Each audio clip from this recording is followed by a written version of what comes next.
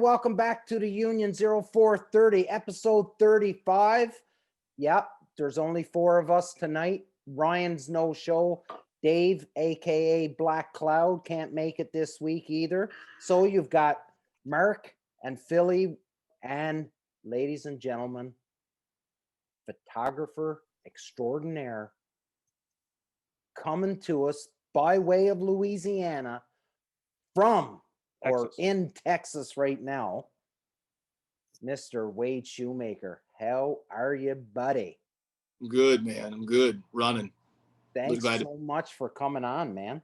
Dude, thank you for having me. It's a cool thing listening to you guys. It's keeps my brain alert because I'm not used to these accents. What are you talking about? What accent? I don't. Oh, what you got there, bud? What accent? Yeah. Hey there, bye. Hey there, bye. Oh, you got a gander, huh? Oh, you and Phil are the only two with accents. Yeah. Yeah, okay. Right. Yeah, well played, Mark. Well played. Wade, buddy, we cannot thank you enough for coming on because we know, like, it was close. You almost didn't make it. You had a serious appointment yesterday, and you almost didn't even make it onto the show. Like, you were almost down and out for the count here. I almost died. Yeah. If you almost didn't die, did it? I almost didn't. So we're here. We got it taken care of. I had a bad tooth that had me down like a baby. I mean, I was almost a punk and said I couldn't be on here because I couldn't talk to people at all yesterday. My wife called me and she texted me and said, "Hey, can you talk right now?" And I was like, "No." And I texted her and I said, "No." And she said, "Why? Is your tooth okay?" I said, "Yes, but I can't talk because it hurts." So like to give you like some, I guess a little bit of a background there, Phil, like when I told you that through Instagram that I didn't know, I also told my wife that I couldn't talk to her at that point because it was rough. So it wasn't just me. No, it was not just you. It was also the one that cannot make mad.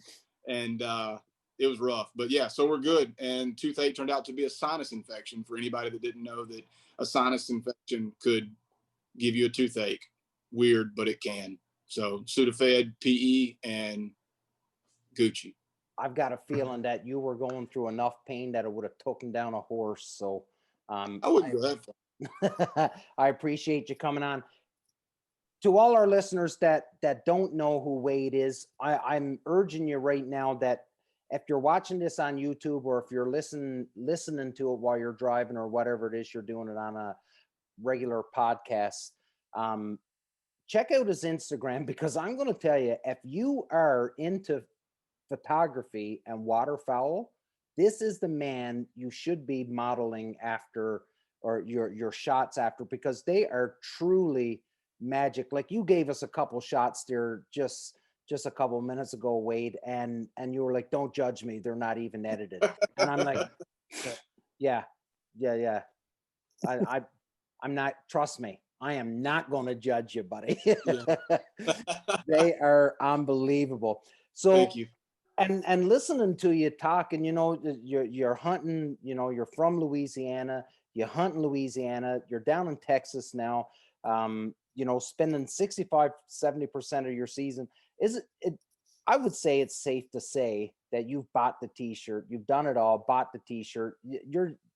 How much time do you spend just traveling around when it comes to your waterfowl season?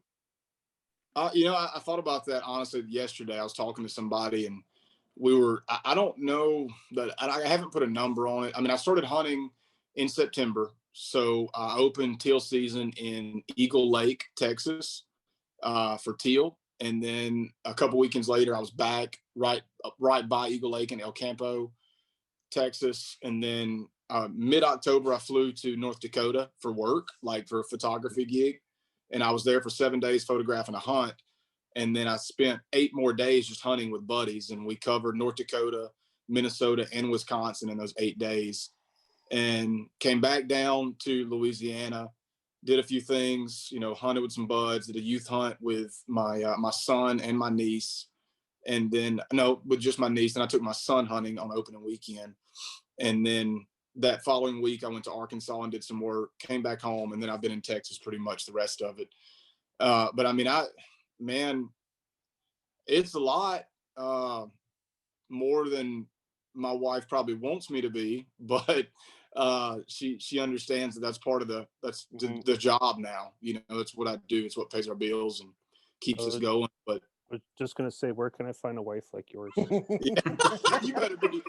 You're not married, right? Married, 2 kids.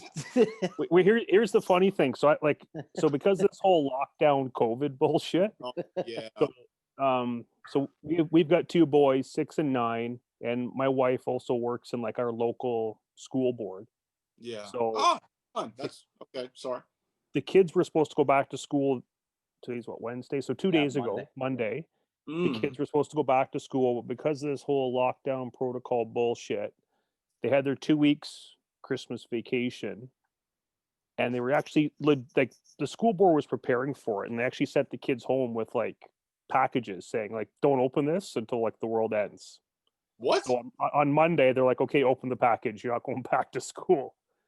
So we've been like homeschooling the kids yesterday and today. And then because my wife is in the school board, like she's got to be we had 3 fucking laptops running today and yesterday.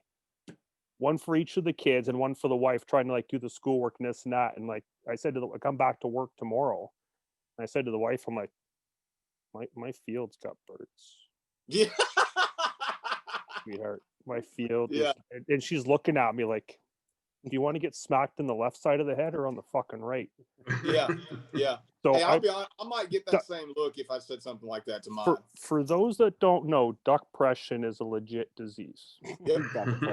like so we only got a couple days left, and I've already started to mope around. She's like, for the love of Christ, get out of the house. Yeah.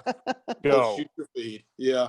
So here's the funny thing. So where I live, like I'm in like I'm just east of half hour east of Toronto. Everyone knows Toronto, big metropolis and stuff. Blue Jays. So it's all small towns east of Toronto. Like it's just developed all across the board. So I'm kind of on like the very east edge of all that development, half hour east of Toronto. I legit drove 4 minutes from my house to my field this afternoon. Okay. 4 minutes to go and hunt. And like, so we saw about 1,500 geese this afternoon. And of course, I called the wife as I'm coming home. And she's like, yep, get here. I'm like, oh. Kids were a handful this afternoon, were they? Yeah. Shit. Well, I'll give you a back rub after my podcast. Yeah. Love That's you, dear. good. Well, I mean, if she lets you go and she knows you struggle with the not hunting and she told you to go, that's a good thing, Well, I mean, touche. Don't tell her I said that. So we dated for like 3 years before we got married. So like, I told her like early on, I was like, babe, like, I don't know if you understand this, but I hunt a lot. We got married in 2011. We've been married 10 years in March. So like 2011, we got married. It's like 2008-ish, 7, 8, 9, somewhere in there. And she was like, okay, sure, you hunt a lot, And I was like, yeah. But then when season started and like halfway through the season rolled around, she was like, oh, you do hunt a lot, She realized it. I was like, I told you, yeah. So that went on. Year 1 went okay. And then I think she was just being polite. And then like year 2 rolled around and she was like, okay, is this going to be the same thing? I was like, yep, maybe worse. And then year 3 rolled around and she made it like through the 3rd hunting season. And I was like, she'll do, like not, and I mean that in the way, like I'm incredibly blessed. Like I'm incredibly fortunate, like to have her because she's a great mom. She's a stud, dude. And And I mean, like, she lets me do what I do. And before it was a job, she let me do it. Now that it is a job, she lets me do it. She's more understanding of it. Doesn't mean she likes it any more than she did 10 years ago. You know, even less now because we have 2 boys and she's got to deal with that. But she, you know, she lets me. And I think if we want to put a number on it, man, I mean, I know that we can say 15 days in October, I would say probably 8 days in September, which we're at 23. And then I started mid-November from there because I spent 5 days in Oklahoma before our season started. So, I mean, we're already, you know, what, almost 30. Yeah. And then I know I've got at least 30 days in Texas. So that's 60. And then 10 to 15, probably 15 at home. So that's going to be 75 plus days in the field before January's over. Wow. Started. So, that is a grind. But you know what? And you know, you talk about your wife and you're extremely blessed, and you've got your 2 boys. What are your boys' ages? 4 and 20. One's 4 and the other's 20 months. So what an incredible opportunity for you now to be able to bring your boys if they want to follow you and do this, right? Because that's the goal. Lord knows if they'll actually do it. But what an opportunity now that when your boys get old enough that you can drag them along. Yeah. And then your wife is like, this is heaven. Yeah. I got him out of the house. He's not making a mess. He's not pissing me off. And he's got the boys with him. This is perfect. Exactly. That's the thing. In the end, it's going to pay off for her because she's going to have a lot of free time in the winter. You know, right? Yeah. You know? She can't complain shit when you take the kids with you. Yeah. No, she'd be like, hey, when are you going back? You know? Yeah. So that's a good thing. And luckily, like I told you, I took my 4-year-old on his first hunt this year. And it was just like, we have a family hunt on our lake. We have a cypress lake in a little town. And we've got a 24-foot pontoon boat that we made a lake blind. And so it's like 6 foot deep, 8 and 24 foot long, right? So plenty of room for a kid to run around and move. And he went and loved it. We shot like 15 or 16 ducks that day. And it was me and my dad, my best friend that I've known since kindergarten. His name's Jeff. Another buddy of mine, I think Shaq was with us. I'm not sure. And then David was with us. And then my Pepaw, I call my Pepaw grandfather. I don't know what you guys say, but yeah. But anyway, he was with us, and then we went to leave because, I mean, we're done hunting. It's like almost lunch, and the ducks aren't flying anymore. And I told him we had to leave, and he immediately started crying. He did not want to leave. He didn't want to leave the blind. He wanted to keep hunting because there were more holes on the strap that didn't have a duck on them. That's exactly what he said. He's like, you guys got to pony up and start filling the loops here. Bro, I'm going to stop bringing the totes because that way he can't tell me. But he went 3 times. He's ate up with it, and I'm glad. As long as he loves it, I'm good. If he doesn't like it, you know, we'll write, you know, computer code for a living. I don't care what he does as long as he likes it. And that's right. I don't want to force it on him. So right now we're doing good, and hopefully the youngest one does too. But we'll see. Yeah, nice. And that's the same thing I done. I never forced it on my kids. And Mark and I took my son out this year, and he's 11, and and this was his first. Because just because I never forced it. I always asked. He always wanted to go, but he didn't want to get up at 4:30 in the morning. That was his problem. This year, Mark and I we took him out. And it was a grind for him that morning. It was wasn't a good morning hunting.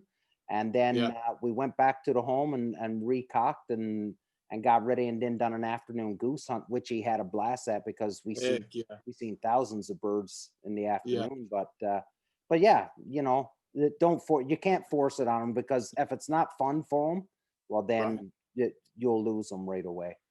You're right. I've been the same way with my kids. Like I've taken the 9-year-old out 2 or 3 years ago. I got a small pond, Wade, like 15 minutes from my house. Sure. And I can legit drive the truck right up to the side of the pond, so like we don't we can push the time in the morning to like the absolute limit, so you're not getting them up at like 4:30.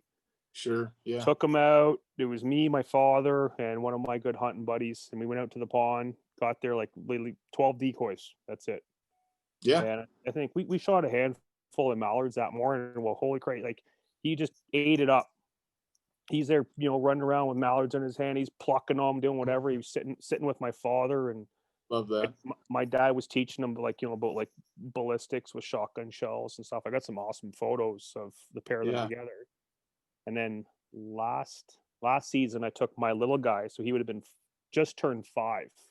Yeah. Went back to the same pond, did an afternoon shoot on the opening day of duck here, like end of September.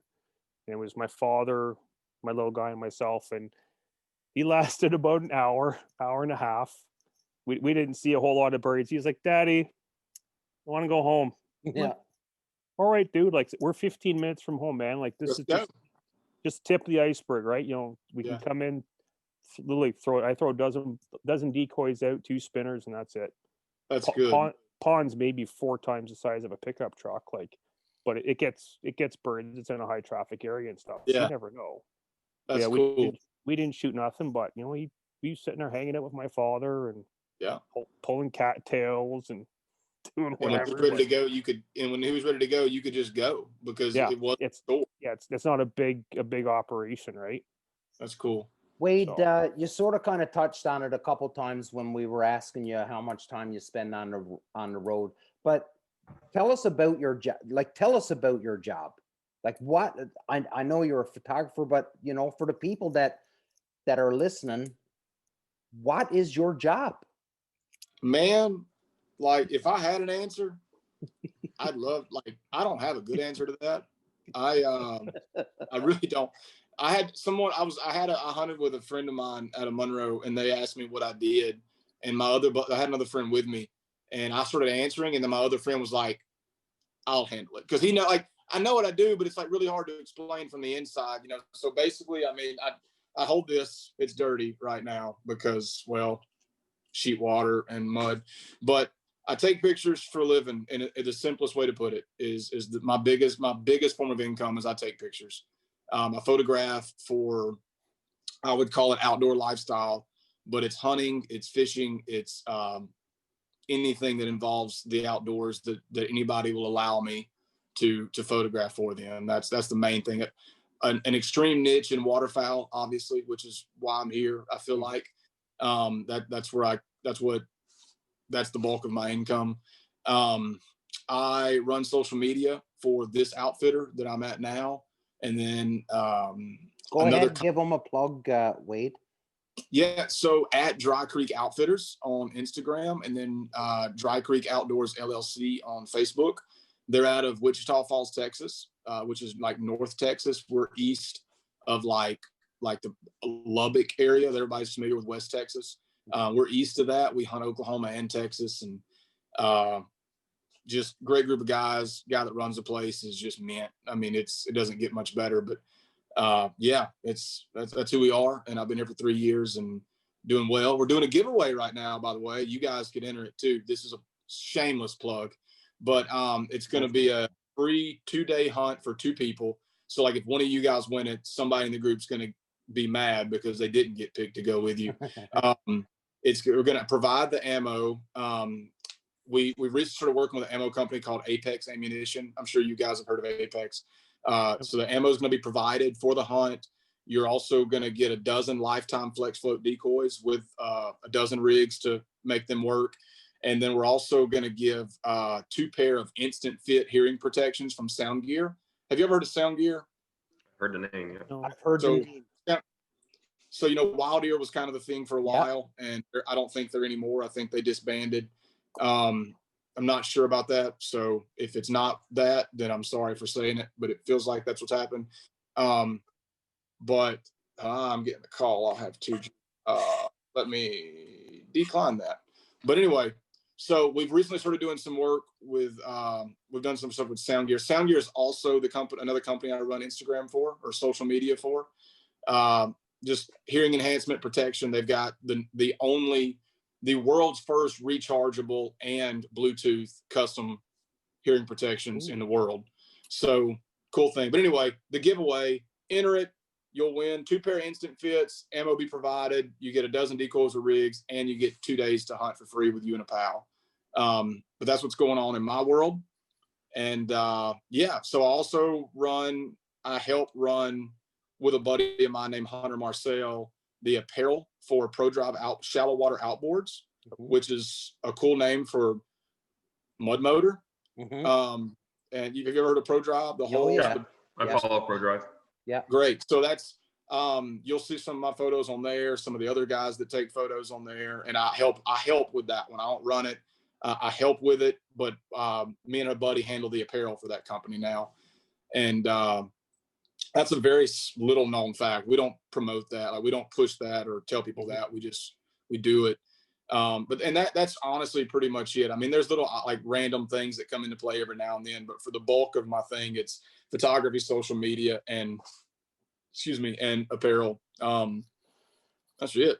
Yeah, but you had mentioned, like you're hunting in between hunts, so you'll get hired, you'll take off to, Oklahoma, you'll be up in the Dakotas, and you're really, wherever anybody needs you, you're just a plane ticket away from meeting them and doing your thing.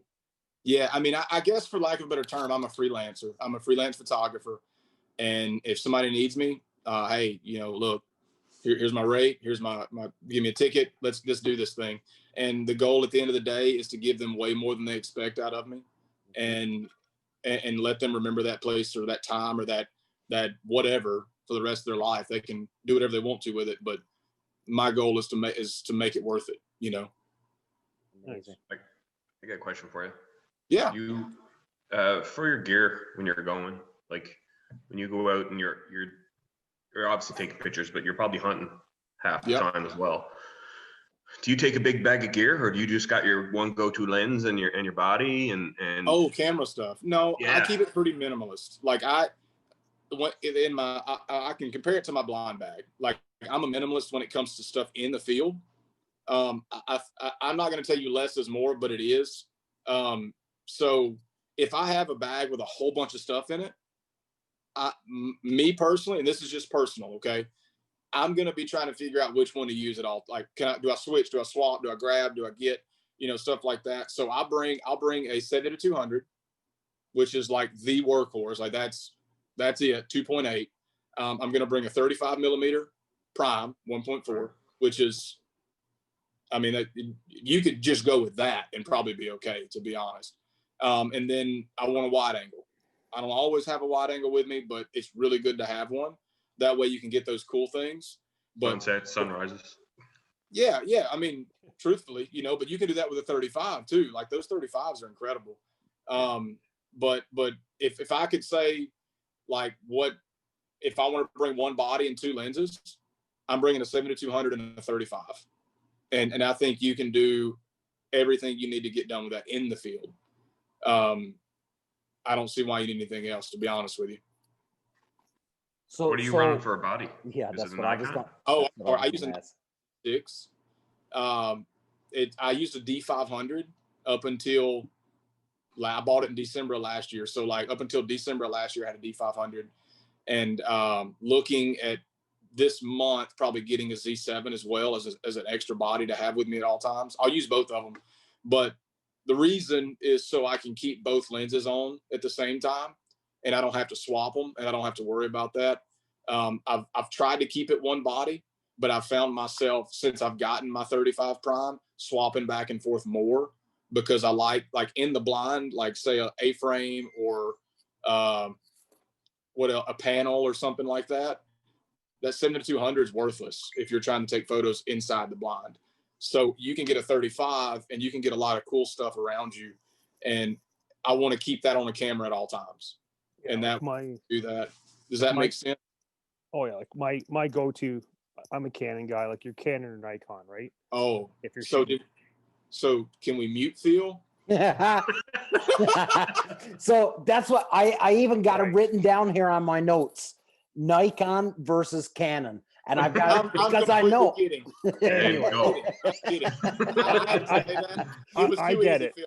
I get it. One of my good buddies who I shoot with a lot, and we breed dogs and hunt together and this and that. He's Nikon. Yeah. I'm Canon, but I bust his balls all the time. Oh, you have to. Chevy and Ford, right? Benelli, Exactly. Beretta, whatever it is. Yeah. So my go-to, I run the Canon 6D, Yeah. and I've got the 24 to 105 f4. Yep. F4. Yep. And like, dude, I'm new to it, more or less. No, that's and this and but that. that's a solid lens though, dude. But yeah, I got that, the body, the lens, and I got a 70 to 200 f4.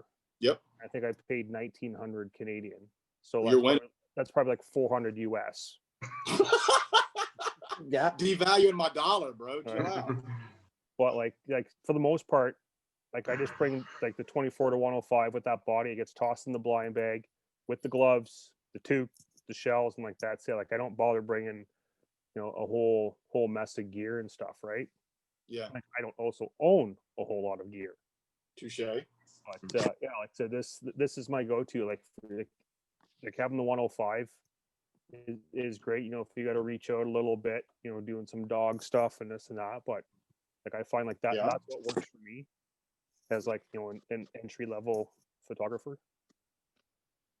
Yeah. I'm gunning to get a 70 to 200 2.8. Like that's next on the list. I think that's almost like a staple. If you're going to try to get serious, either whether a serious hobby or you're going to do it full time. I don't know. And there's plenty of people that do it without it, but I don't know how they do it without it. I use it so much, and I couldn't imagine not having it on my camera most of the time. Yeah. Wade, sorry, Phil, but I just good. We probably got fellas on here that are very new to it, and maybe there's guys and girls listening that are experienced too. But if you were, I don't even know how to ask this question because I'm not a photographer and I don't know a whole lot about taking pictures and stuff. But I know when I try to set up a shot, like and listen, I take my pictures with my fucking iPhone too. So, right. Hey, those new iPhones are scary good. So don't knock it. So, yeah. but if you're, I've heard people say little tricks like the main, I guess your main thing that's in your picture, you don't always want that in the center of the frame. Sometimes bringing it down into a corner and then having something else, like any tricks or tips that's simple, I guess, that you could just pass on to our listeners when it comes to setting up that shot of that beautiful duck that's decoying as he's coming into decoy or as he's swimming around. I'll tell you this, anytime I'm photographing flying birds, I try to put them in the middle. I mean, I've got my phone, just people are blowing my phone up, and I'm sorry. I'm just having to hit decline. But like anytime, and I've got no do not disturb, that's weird.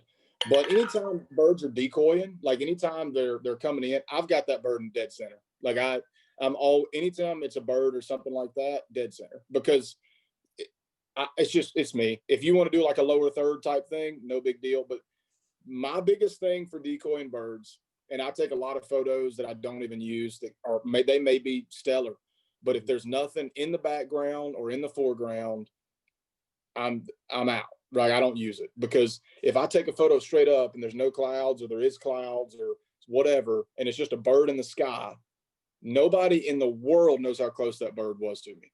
Mm-hmm. So the effort it went to get that photo probably wasn't much, right? But when you're photographing birds decoying, the main thing for me to remember that makes it interesting and eye-catching is try to get those decoys in the bottom part of that frame. So like low to the ground, whatever you got to do. If you're in a layout, it's super easy because you just, whatever. And if you're in an A-frame or an A-frame, you can kind of get in the middle of, if it's two of them together, and just put it through that middle part, or maybe set your little hole up on the top. And then a panel, like the panel blinds, they got those holes that you can look through. That's money, just to be totally honest with you. That's the main thing to remember, that there's something in the bottom to let people understand that duck is close to the ground and about to get his head rolled, right? For lack of a better term. Sorry, it's like 50 something, 60 days in, and we've been killing, and that's just what's going on. But for that's about the biggest tip I can tell you, because I took a lot of photos of birds in North Dakota, and I only cared for the ones that had the decoys in them. And I think if you scroll through looking at bird photos, if you see a bird, we'll take Phil Conkey is probably one of the best as far as bird. Phil's next level. Yeah, he's incredible, dude. So he does all that stuff on public land, and I respect that, because that's not easy. And when he takes photos, he's not the only one, but he's the one that, just off the top of my head, when he takes photos of birds and stuff like that, there's always a background. There's always decoys. I mean, to be honest, he's close enough to some of them that I feel like he, like Snow White, he's singing to them. They're just showing up, but like with his hand out. But that's the main thing. Make sure there's a background, a foreground, or something right under them.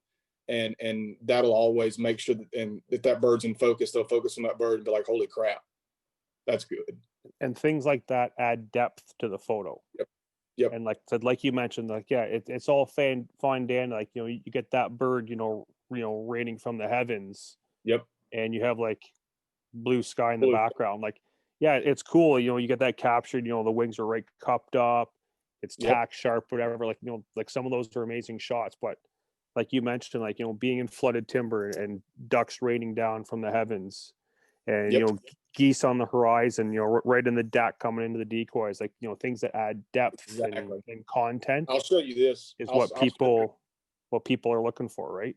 Let me flip this around for you. So this is a bird dead center, just about in a blue sky, but I'm using it because there's the whole shot string. Can you see that right here? Oh yeah. Nice. Yeah. All the BBs. Oh yeah. Yeah. That's behind him, not on him. They missed that duck. But there's the wide, there's BBs, there's the in fairness, they missed that duck, but you fucking hit it dead square on. Oh, I nailed it. Yeah. I hit it. They didn't. But I always tell them at the end of the day, they say, well, wait, why aren't you shooting? I said, because my gun's got more bullets than yours. And but anyway, so they, that I'll use something like that because it shows what's going on. I won't use it a lot just because it gets monotonous, but background, foreground, and in the bottom. I don't know what you would call that, but yeah. In your photo editing, you're using, like, with these cameras nowadays, like, the megapixels and the sensors just so high. Like, what are you using, 100 megapixel sensor? No, I mean, these are just a 20 megapixel camera. What are 20s? Like 22, okay. Yeah. So like the big Z7, they're like 44, 45. The new Canon R5, which is probably one of the, if not, it's one of the best mirrorless cameras on the market. And it's like 44, 45. Sony's always at everybody's chasing Sony on the mirrorless game. Yeah, I think the CCD sensor, so. Yeah, so I mean, they have to, right? They're basically chasing their parents at this point. I think Fuji's got 100 megapixel camera, and then I mean, because that's big, bro, like big. So how much in your editing? Like, how much you probably do? Obviously, it's situational, but you can crop away on these things too and frame them. Yeah. You can get a lot of crop out of it. Not as much as you'd think. Mainly because, well, I mean, I guess it just depends on the light. You nail the lighting, you nail the shutter, like you can, but that's why you want to do something like the Z7 or the R5, where if you have a 45 megapixel file or a 40, whatever it is, 40 to 45, you can crop it down to 100, like literally 100. And, it's the same as what mine is right now, all the way, so that's why you do that. Because if I crop that in half, it's 10, so it's not, it's really, you can get a lot more out of it than you can most of them, but man, it's really not as, and it's like for my Z6, it's not as great as you'd think. So like this, the photo of that duck I just showed you, that's not cropped at all. He was that close with a 7200 and they missed it. Yeah, so that's what I'm getting. Yeah, so if I crop anything down, I'm really, really, really careful to crop it, and I don't do it a lot. Yeah. Now for our millions of listeners and watchers, maybe you can explain to us the difference between a crop sensor DSLR and like a full frame sensor DSLR. Yeah, I mean, it's basically like, so you can actually run this, a lot of full frames as a crop. It just kind of magnifies it, like I think 1.3. So it's just a smaller sensor. I mean, the image quality is the same. So if anybody's scared of getting a crop, like I don't want to get a crop, I want to get a full frame because the picture's better. Technically, the image is the same. It's just how much bigger that frame is. Does that make sense? So Yeah, I mean, like I have a buddy. He works for a place in I think it's OKC, Tulsa or OKC, and we talked several times about crop versus full, not like technical stuff, but like, do I need to get a full frame versus a crop? And we both shot with a D500, and now he works for a pretty like really cool marketing firm now, and you know, he obviously they all use full now, but he's probably one of the most let's see what I'm trying to think. Just, you know, just factual notes about a camera. Like I could go to him and ask him any question I want to, he'd probably answer it, you know. But we landed on the fact that no, it's really no different on the image quality. It's just full. I like a full frame better now that I have one, just because of how big that picture is. Yeah. So if you have like a 35 millimeter, same lens on both cameras, that image is going to look different on a full frame because it's a full frame, right? Yeah. And also that crop sensor is actually making that 35 almost like a 50 or like a 40, you know, because it's times 1.3 ish. So it's going to be a little bit different. But as far as the quality of the image, as long as the specs and the sensors and the megapixels and file sizes, you know, raw, fine, large, as long as that's all the same. So is the image. Like I went from a Canon Rebel T3i, which is about as entry level as a DSLR that you can get, and I'm now running the Canon 6D, which I bought used. And yeah, like having run like the full frame thing now, like at least to me is, you know, someone that's just kind of getting into it and, you know, still getting the toes wet and whatnot. Like it's night and day difference, like image quality and like what I've been able to do and produce and some of the photos I've come out with. Like, it's, you know, you put the tools in your hands, and like they will work for you, right? Like obviously, like, glass is where the money's at. You know, like, yeah, the body has, you know, a portion to do with it, but it's like spend the money on good glass, right? Yeah, it is. And then the other side is the cameras now. Like the good glass thing is 1000% true, but also like you upgrading from a Rebel. If you had the Rebel and you had your 5D with the same lens on each of them, that 5D would be a much better image. Oh yeah, right. Like yeah. So like glass is a big deal, but like at the end of the day, if you have a good camera, then you know, then invest in glass. And I wouldn't buy a lot of really good glass for a low end camera. Does that make sense? Yeah. Because then you're treading water, or I don't know what the best term for that is, but putting lipstick on a pig. Yeah, I mean, yeah, a Band-Aid on a bullet hole. Like it just covers it up. You're handicapping yourself, right? Yeah, you are. And you're like, this lens sucks, or I suck, or this or that. You know, man, look, you're trying to race a Lamborghini in a Civic. It ain't gonna happen. No. So yeah, so to your point, yes. But if you can get a better camera, invest in a better camera and build glass from there. Yeah. Now, for like say any regular shoot that you're going out, like, you know, whether it's, you know, you're doing like, you know, professional grade work, or you just out with your buddies and you just fun hunt, you know, you're snapping some pics and shit here and there. What are some, at least in your opinion, like what are some must-haves to bring with you in the camera bag? Like aside from like, you know, a lens cloth, extra cards, like what are some things that you find are invaluable to you? Make sure you've got batteries. Yeah. Because you will forget to charge those if you're buddy hunting. You get batteries, you got lenses, you got wipes, you've got like lens wipes and a rag. So something to keep it dry, and then something to wipe off dust and specks and all that stuff.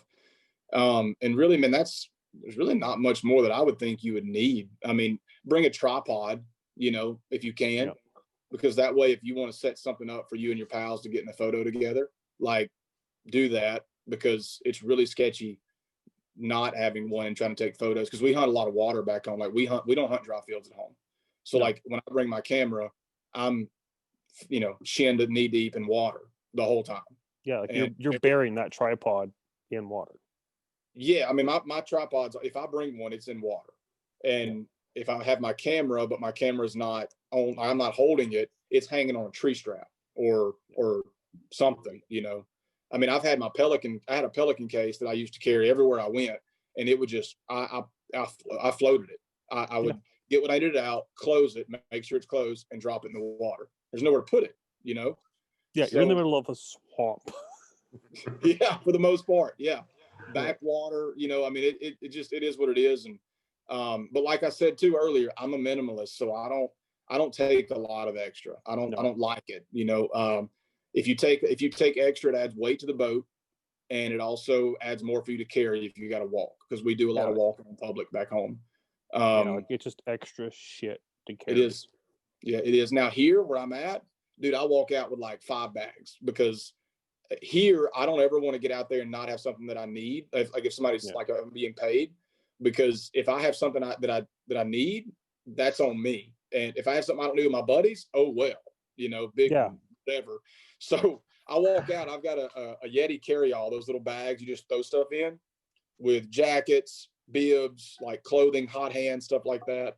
I've got my backpack that's got a few lenses in it in my body. I've got a blind bag, a gun, and then I have a turtle box that I carry around because we like to play music when we set up. So, and then my waders, I carry them, they're in a bag. So like, I mean, I carry a lot of stuff with me, like not in the field, but to the gate, I guess. Yeah. Are you running polarized filters or anything on your lenses? I don't, man. I mean, I don't, because a lot of the hunts are, you know, you don't hunt into that light. I almost bought some of the Polar Pro, the Peter McKinnon stuff, or just some regular Polar Pro ND filters just to help with that. But man, I don't photograph enough midday to justify like spending $200-300 on a filter. You know, you can buy cheaper ones for sure, but I've never bought one. And then if I'm going to buy one, I'm going to buy one that I know is incredible.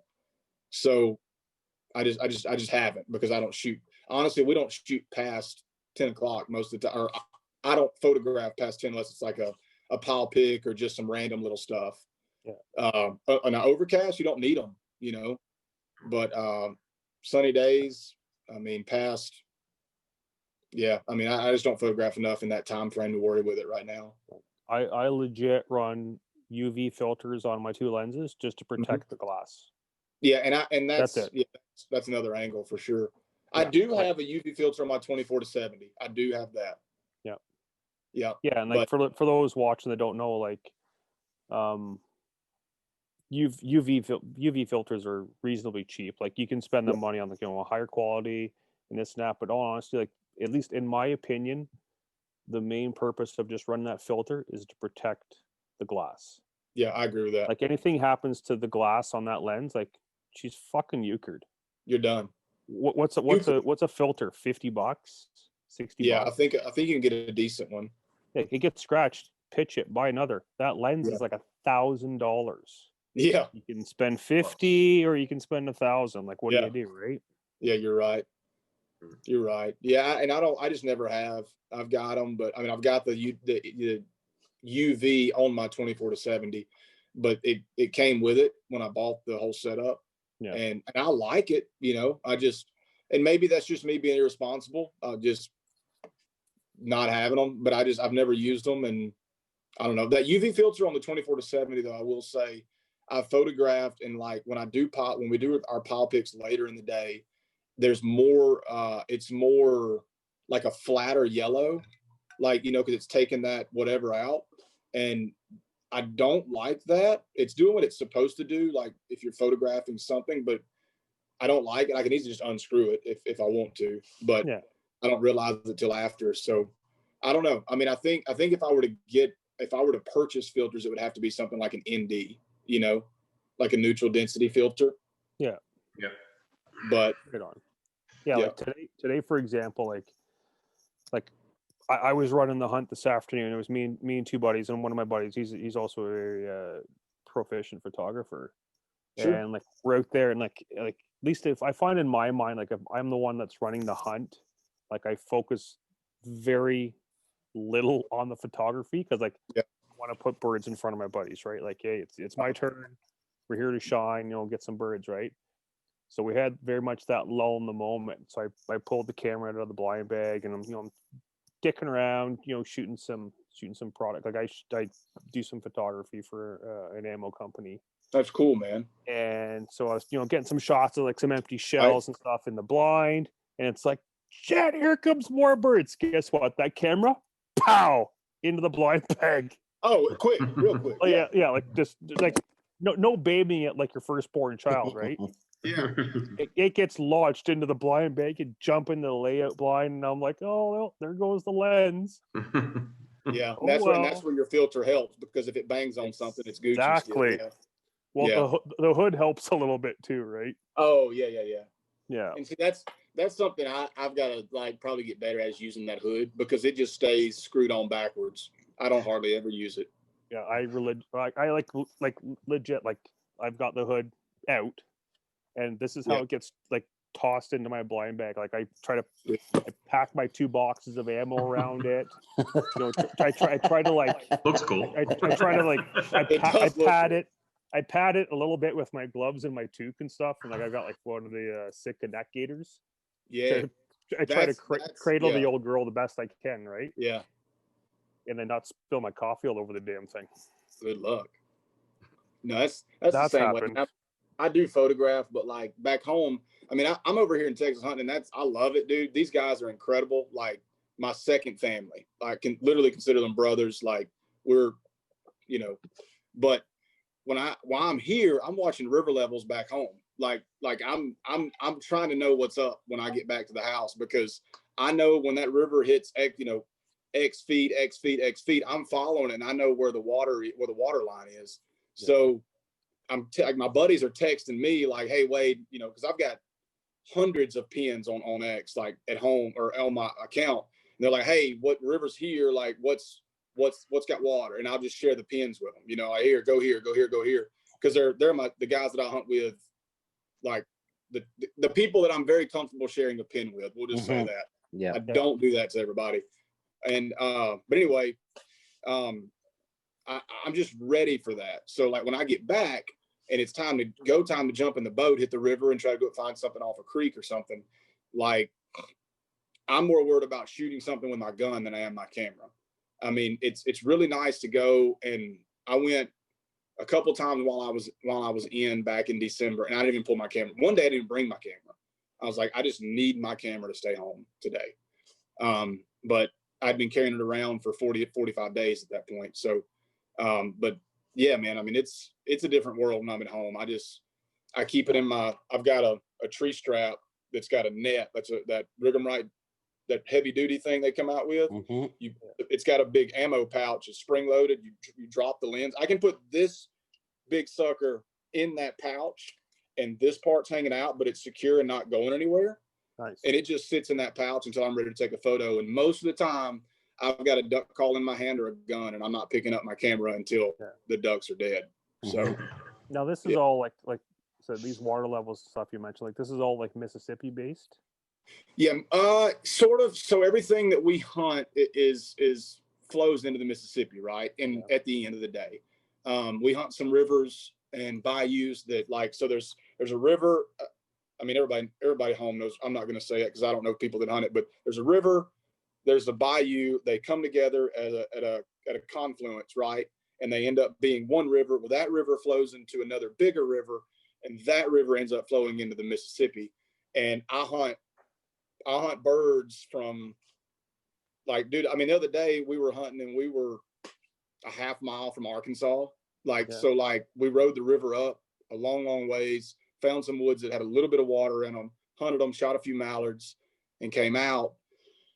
And we were above the other rivers and bayous that I hunt, but that's the same river that they flow into. So it's the same flyway, right? It's just all like public land and stuff that you're hunting? Or, yeah. So like our state-owned properties are called WMAs, or wildlife management areas.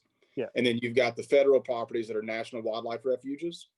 And we hunt both. And that's mainly what I hunt. The only private thing that I hunt on a regular basis, and it's not even regular, would be my family's lake blind that I Yeah. hunt with the family. I mean, I only go unless it's family or really close friends, because that's one of those like quality time, just laid back, let's hang out, dad, having, Papa, Uncle Mark, whoever, No Jeff, pressure. like, none, man, just hanging out, having a good time. And Mhm. because we all know that I'm not home during hunting season much, so we take that time to just kind of be with each other, I guess, and kill everything that we can.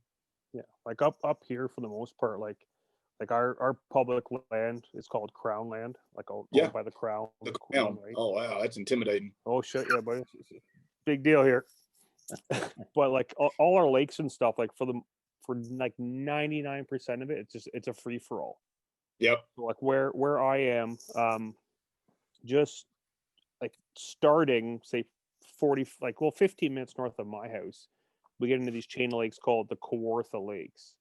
And like the Kawarthas, they're all like for the most part like shallow lakes and stuff. So like a lot of bass, walleye water, this, that, muskie, like it's all warm water. Oh, when you say but- shallow, you mean like less than 30 feet? Oh yeah. Oh, okay. Like there is some spot, like there's some couple of the lakes within the Kawarthas, like they're pushing, I think Stony's got 100 plus feet of water. Like, Yeah, so we don't have big. Well, we got the big musky water. no. The whole chain of Kawartha is like it's super swampy. Yeah. You get all those back marshes and stuff, and like legit, like it's a free for all. Like if you're not on the doorstep of someone's cottage, like you're pretty much good to go.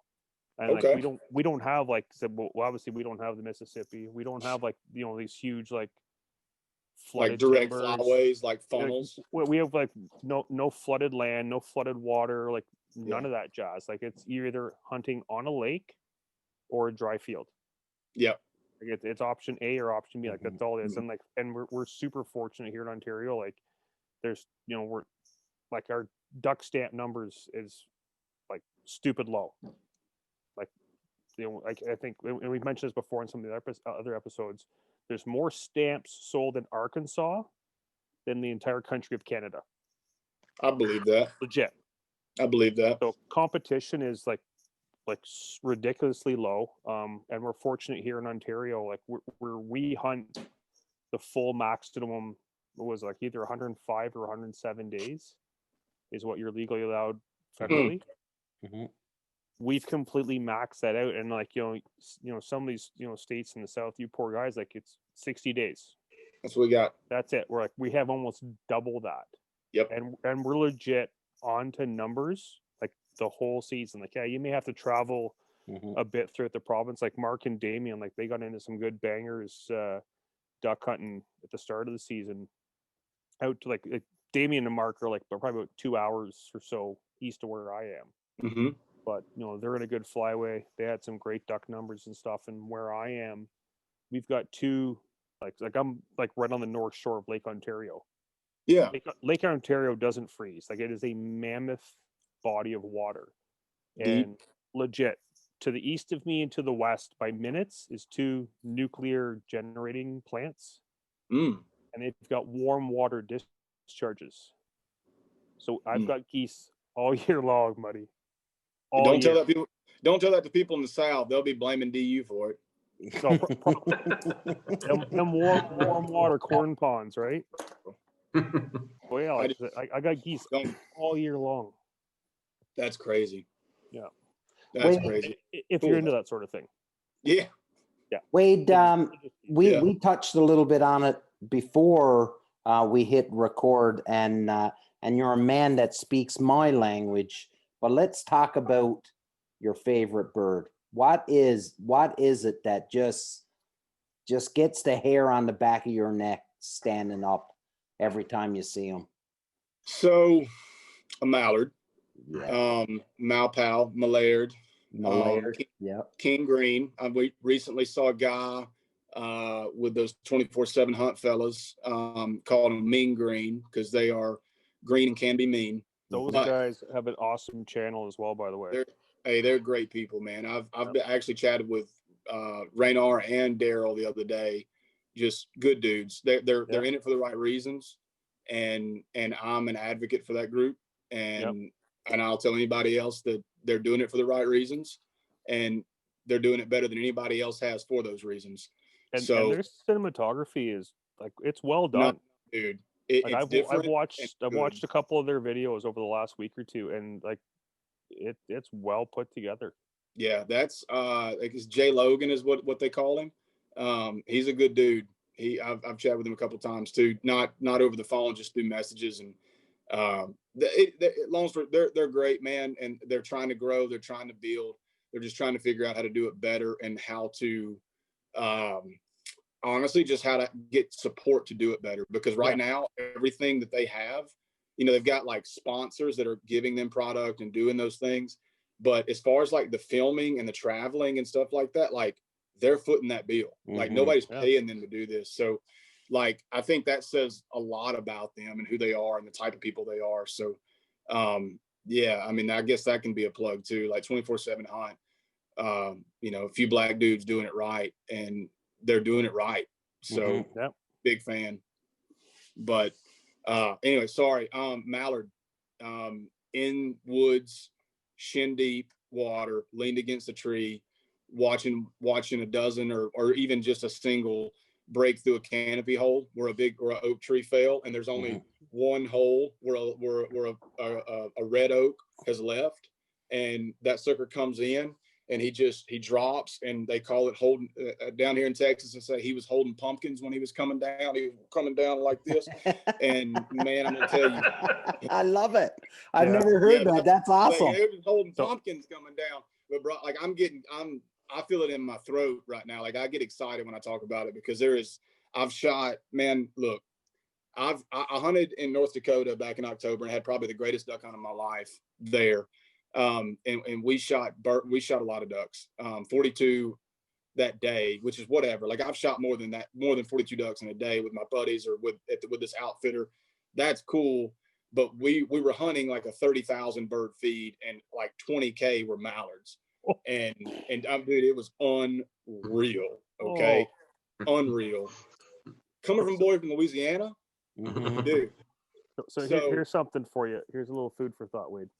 So all of us here in Ontario, like every duck hunter known to man that has access to the Weber net and has seen like the flooded timber hunts in Arkansas, Missouri, whatever.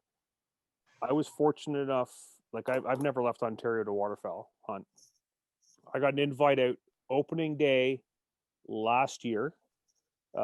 Good friend of mine, Perry, who's been on this show, he's got access to a farm property. Again, we just knock on doors, right? Like, hey, can we hunt here? And they're like, yeah, sure. Way nicer up there than they are down here. Or, you know, no, we already got someone hunting, whatever, right? So he's been working for 3 years trying to get this spot for opening day, and it was his turn. Yeah, so he invites me up. Him and his wife and I went out there last year, and I wouldn't call it flooded timber like what you guys have. Like it's legit, it's just close, like it's as close as what we're gonna get in Ontario. Closest fucking thing you'll ever see, right? Just a big beaver pond that's flooded out, and so like there's legit trees in the pond and stuff. So like the closest bastardized thing to flooded timber you ever see here in Ontario. Yeah. So legit, like I'm out there, I got my fucking tree hook screwed into trees. I'm hanging my blind bag on there. And you were just stoked, right? Buddy, like hard as a diamond, right? You created the eggplant emoji that day. I shit you not, Wade. I legit blew the first half of our birds that morning because I was standing like like you see these videos, and like the mallards, like they rain from the heavens above. I'm like, they really fucking do that. that really happens. Yeah. Dude, I could have shot mallards 6 yards in the face. But I couldn't. I'm like, looked like Charlie when he found that golden ticket. Buddy, like I just stood there. I'm like dick in hand. I'm like, I don't know what to do. That's exactly right. Hey, look, I've done it for a while. I haven't done it for I've only duck hunted since I was like 19. So this is Jesus Christ, this is year like 15 for me hunting, which is wild. Jeez, man, like 3 more years, my duck hunting career could graduate high school. So, so anyway, I just realized that. I'm sorry, but that still happens. Like it just does. When you love it, when you're passionate about it, and like, look, like let's no BS. Like I'm in it to kill ducks, right? Mhm. I love my friends. I love We all are. I love the camaraderie. I love everything. But if I'm not killing ducks at some point, eventually that's going to phase out, and I'm going to find another hobby. Absolute. You know what? Thank you so much for saying that, because I've had the exact same conversation with so many people. And listen, I love my friends. I love hanging out. I love high-fiving and playing grabby ass and doing all the fun shit. Yeah. But listen, I woke up this morning and slugged all this gear for one fucking reason. That was the shit birds. That's exactly right. No, it's right. Mark, did you and Damien hunt today? No, we didn't hunt. No. We haven't hunted today, but exactly. Oh, you're talking about when you hunt. I got it. Okay. When we hunt, like, and I've had this, and people are like, no, I don't care.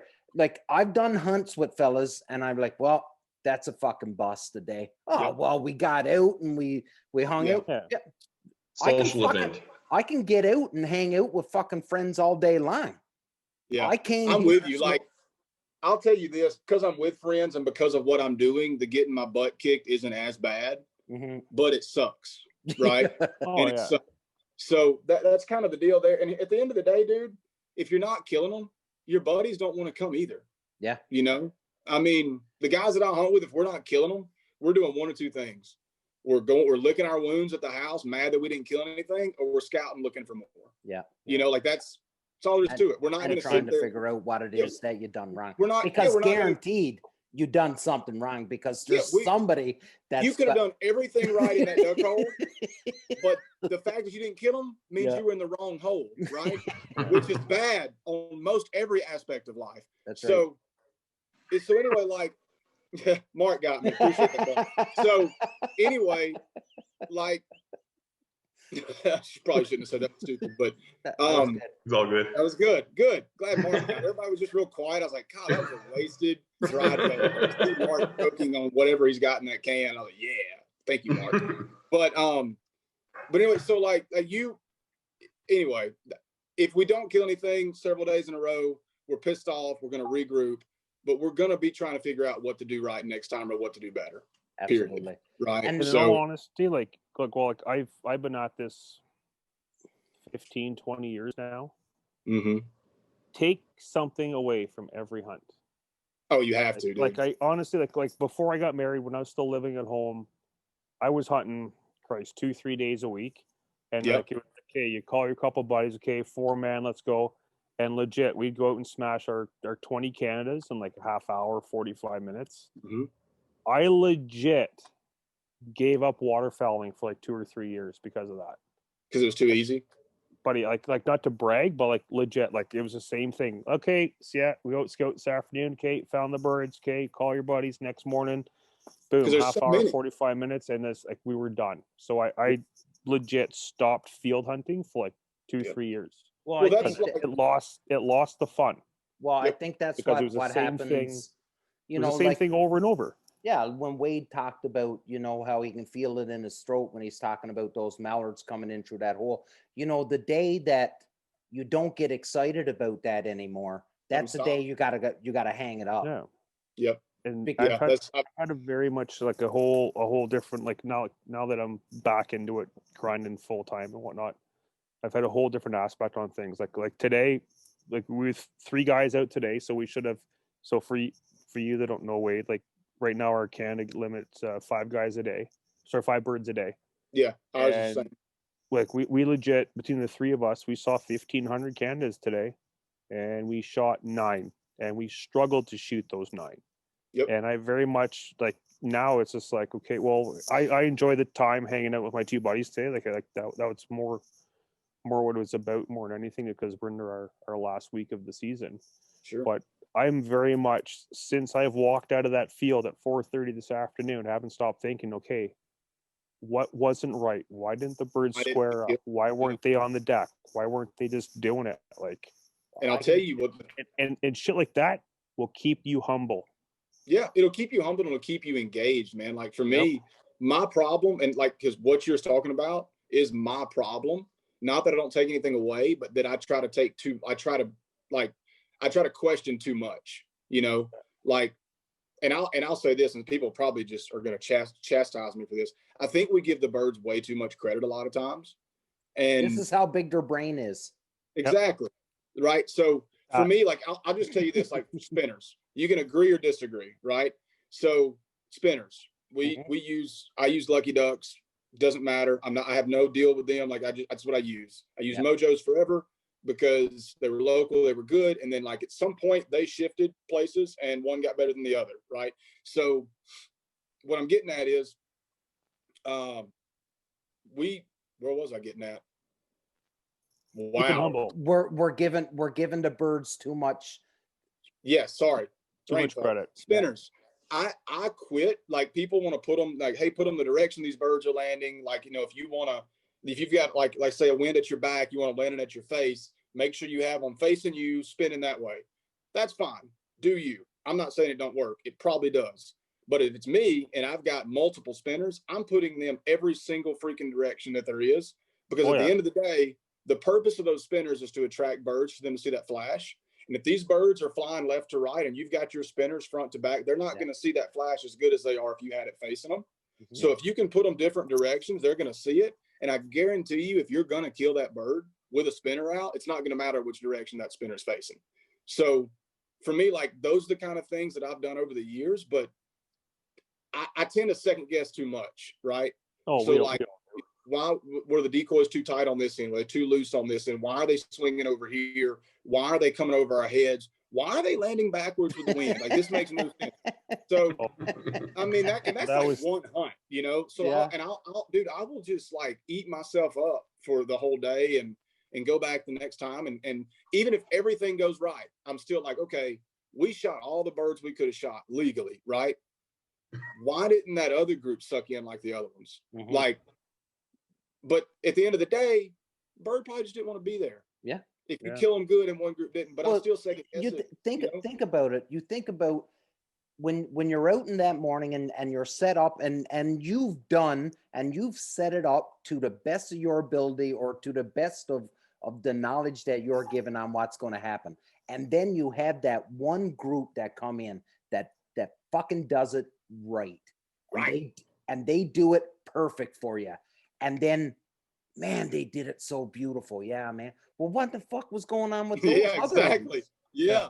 Do you know what I mean? I look at hunts that Mark and I have done, and just to go back to this whole, you're happier when you're shooting birds and stuff. Listen, when Mark and I are in the boat, the only time we're laughing and having fun is when we're shooting birds, because when we're not shooting birds, we're angry at somebody or something. We're just mad because we're seeing fucking birds, but we're not getting to shoot them. Yeah. Hey, be glad you weren't with me today. Hey, I am fucking hypercritical. Now, mind you, so Mark, I'll take Mark with me. We were running straight silos today, Mark, so you wouldn't have been there. That's why you only got 9, buddy. Yeah, that's true. So Mark and I go hunting, and it is methodical, and I agree with you. We give birds a little too much credit, and their brain is the size of a pea. But I am telling you that when Mark and I go and set up in the morning, it is fucking methodical. Oh, same.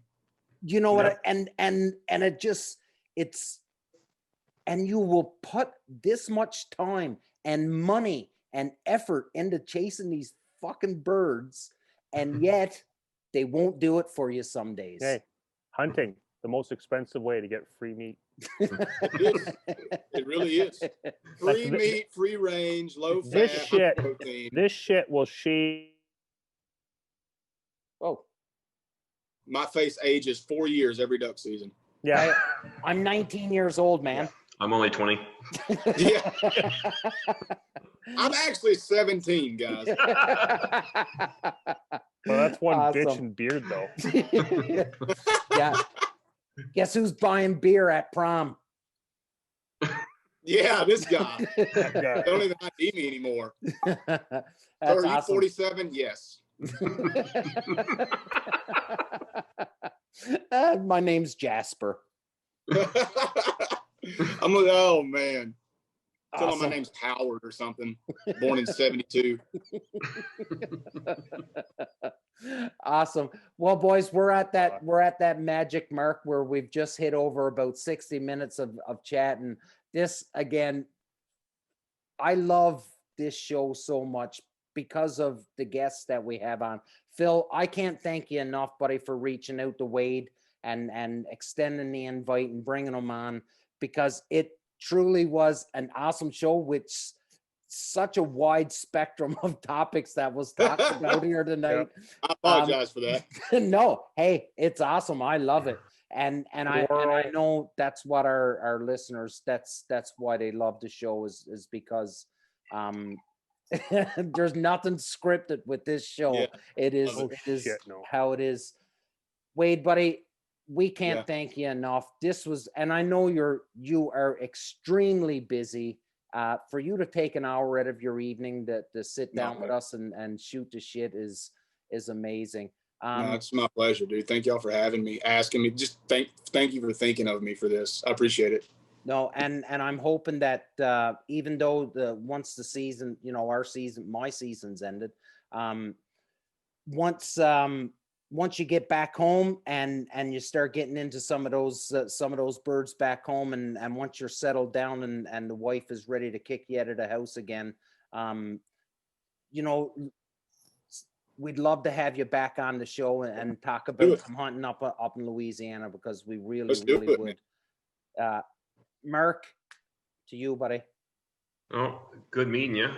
Yeah, you too, man. I've been following you for a couple of years, actually, before